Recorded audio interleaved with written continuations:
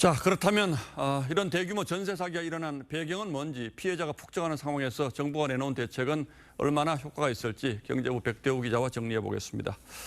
자, 백 기자 어서 오십시오. 여당에선 문재인 정부 시절 도입한 이른바 임대차 3법이 이런 사기극에 판을 깔았다 이렇게 주장하고 있는데 일리가 있는 얘기입니까? 예, 그렇게 볼 수 있습니다. 21대 국회 출범 2달 뒤에 국회 문턱을 넘은 임대차 3법의 핵심은 이른바 계약갱신권 도입이었습니다. 그렇죠. 그러니까 전셋값을 4년간 묶어놓겠다 이런 취지였는데요.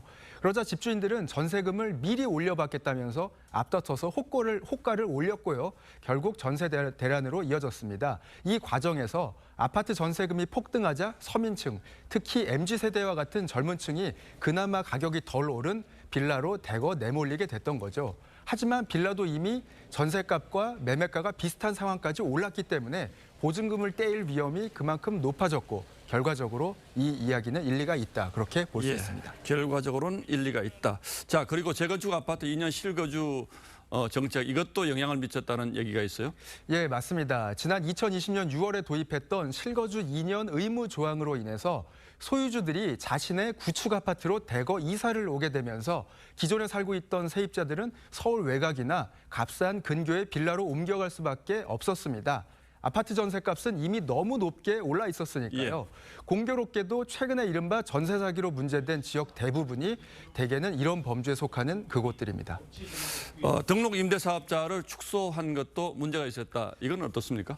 예, 그 대부분 비슷한 시기에 도입된 정책들인데요. 문재인 정부는 2020년 710 대책을 통해서 4년 단기 임대사업과 아파트 8년 장기 임대사업 폐지를 결정했습니다.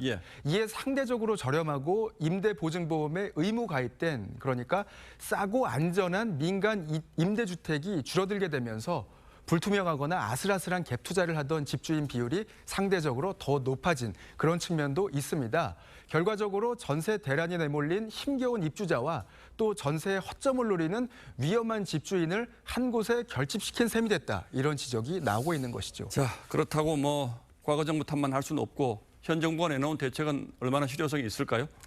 예, 일단 피해자들이 가장 절실하게 요구한 경매 중단 조치는 다행스럽게도 당장 내일부터 시행이 되는데요.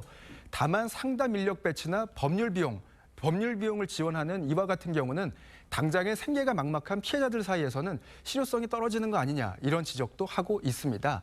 또 40대 미만 피해자들에게 1년 동안 월간 최대 40만 원씩 월세를 지원한다는 인천시의 방안 역시도 보증금이라도 있어야 월세집에 들어갈 수 있지 않겠냐 이런 반론도 제기를 하고 있습니다. 예, 물론 이런 문제가 근본적으로는 다 세금이 투입될 문제이기 때문에 논란이 있겠죠.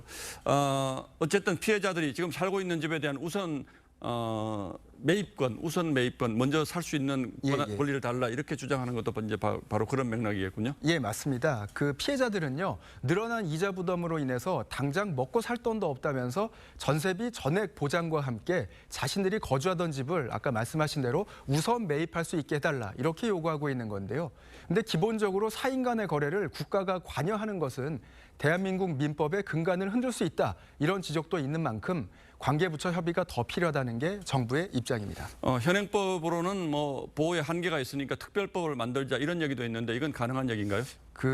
말씀하신 대로 특별법을 만들어서 금전 압박을 받는 피해자들을 국비로 먼저 지원하고 추후에 구상권을 청구하자 이런 주장들인데요. 이에 대해서도 정부는 거액의 세금이 투입되니까 사회적 합의가 필요하고 또 범죄 피해액을 정부가 대신 갚는 선례를 남겨서는 안 된다.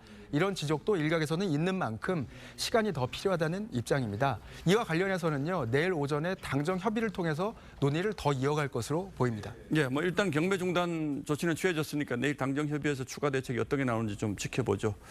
예, 백대우 기자 잘 들었습니다. 감사합니다.